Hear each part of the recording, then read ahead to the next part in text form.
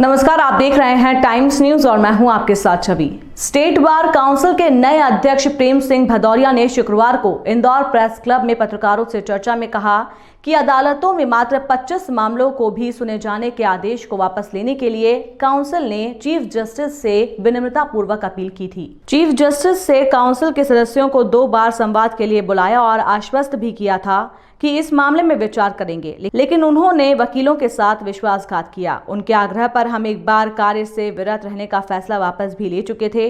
इसके बाद भी उन्होंने अपना आदेश वापस नहीं लिया। उनकी हठ धर्मिता की वजह से ही वकील कार्य से विरत रहने को मजबूर हुए हैं। भदौरिया ने कहा कि 26 मार्च को काउंसिल की फिर से बैठक होगी। इस बीच रविवार को अवकाश है और चीफ जस्टिस ने हमें बुलाया तो फिर से बात करने को तैयार हैं। इस तरह के फैसले से केवल वकील ही नहीं बल्कि जज भी परेशान हैं। किसी भी पक्षकार को अपनी बात रखने के लिए समुचित समय दिए बिना प्रकरण का निपटारा कैसे किया जा सकता है? वकीलों का कार्य से विरत रहने का फैसला पक्षकार के ही लिए है। इसी तरह 3 महीने में केस खत्म करने का फैसला पूरी तरह से गलत है।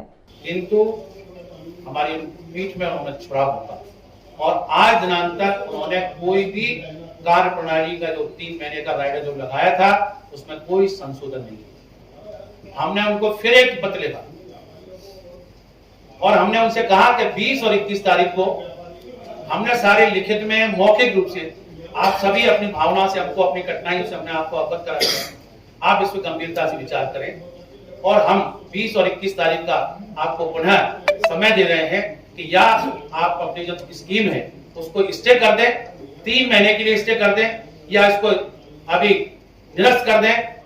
दोनों ऑप्शन दिए, या तो इस स्कीम को अभी स्थगित कर दें या इसको विड्रॉ कर लें। जो आपको उचित लगे वैसा कर लें। 3 महीने के मध्य में हम सारे प्रदेश के प्रतिनिधियों को एकत्रित करके हम फिर आपके साथ बैठेंगे। जो आप सुझाव हम देंगे उन पर आप गंभीरता से विचार करें। हम और आप बैठते बीच में बैठ के जो मर्यादा में जिससे पक्षकार को हम न्याय प्राप्त हो, हम अभिभाषक और न्यायाधीशगण स्वस्थ मन से वकालत कर सकें, अपने पक्षकार का पक्ष रख सकें, ऐसे हम योजना बनाए। किंतु 2 दिन के मेमोरेंडम के बाद भी उन्होंने किसी प्रकार का कोई विचार नहीं किया। फिर हमने 22 तारीख को हमारे पास बार काउंसिल ऑफ इंडिया के माध्यम से हम पे दबाव बनाने का प्रयास किया। व्यक्तिगत रूप से पत्र के माध्यम से हमने उनसे कहा कि हमने पूर्व में भी कई बार निवेदन किया है, आपने हमारी बात को गंभीरता से नहीं लिया है, हमारी समस्याओं के आपने निदान नहीं किया है, लिहाजा हम 4 बजे तक का समय फिर आपको दे रहे हैं कि आप इसकी को 3 महीने के लिए स्थगित कर। हम आप किसी भी अहम को आप आड़े ना आने। न्याय का उद्देश्य आपकी हरदर्मा से न्याय का उद्देश्य विफल हो रहा है। फिर हमने निवेदन किया, किंतु 4 बजे तक उन्होंने किसी भी प्रकार का कोई सुझाव हमारा नहीं माना।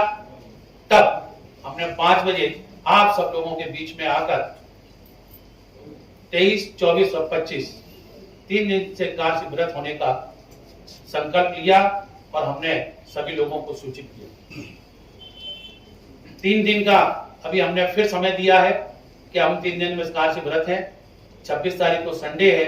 इस बीच में भी जब भी आप हमें बुलाएंगे हम सहर्ष आने के लिए तैयार हैं। हम और आप बैठ के न्यायदान की प्रणाली के 2 अंग हैं। बार और बेंच का टकराव किसी भी स्थिति में ठीक नहीं है। ये पक्षकार के ना तो हित में, हम पक्षकार की लड़ाई लड़ रहे हैं, हम उस न्यायाधीश की लड़ाई लड़ रहे हैं। हमारे मध्य प्रदेश में 3 बेंचें हैं। मुख्य बेंच जबलपुर में है और खंडपीठ इंदौर और ग्वालियर में है। प्रदेश की 3 मुख्य पीठें हैं। कल मैं ग्वालियर में था और इसलिए आज मैं इंदौर में आया हूं और कल मैं जबलपुर में जाऊंगा।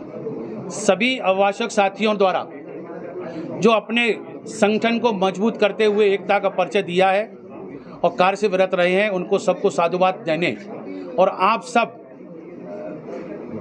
लोकतंत्र के 4थे स्तंभ हैं, उन सभी स्तंभों ने 4थे स्तंभ ने अपने पूर्ण रूप से निष्ठा के साथ अपने कर्तव्य का पालन करते हुए हमारी आवाज़ को इलेक्ट्रॉनिक मीडिया के आधार पर और प्रेस के आधार पर आपने हमारी आवाज़ को जनमानस तक पहुंचाया।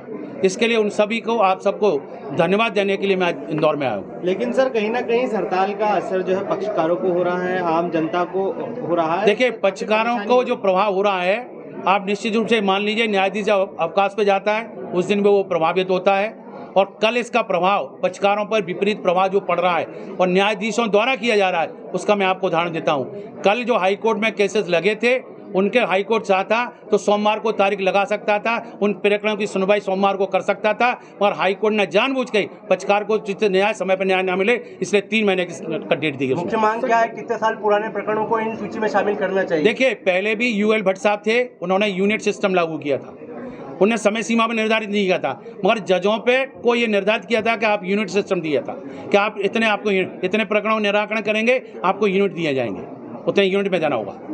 पहले भी मुख्य न्यायाधिपति ने यूनिट सिस्टम दिया, अब आपने 3 महीने का राइडर लगा दिया कि 3 महीने में निराकरण करें, तो 3 महीने में निराकरण, किसी प्रकरण का समय सीमा में कोई प्रकरण का निराकरण नहीं होता। सर, इंदौर की बात की जाए तो 2.5 लाख से ज्यादा प्रकरण जो है जिला न्यायालय में पेंडिंग है, 3 दिन वो जजों की कमी की वजह से हो रही है। सर पेंडेंसी कैसे? जजों की कमी की वजह से हो रही है। जज नियुक्त करें, हाईकोर्ट भी जज नियुक्त करें और लोअर कोर्ट में अन्य जजों की नियुक्ति करें। इस तरह की प्रणाली होना चाहिए निपटान के लिए जो केसेस है उनकी। देखिए, बार और बेंच के बीच में बैठेंगे, हमारी कठिनाई को वो समझेंगे, उनकी कठिनाई को हम समझेंगे, तब निराकरण होगा। सर अभी भी हमने आग्रह किया है, हमारी समस्याओं को से उनको अवगत कराया है, वो शहर से हमको आश्वस्त करेंगे, हमको बुलाएंगे, हम तैयार हैं। आगामी रणनीति क्या होगी अगर नहीं मानते? 26 तारीख को तय करेंगे।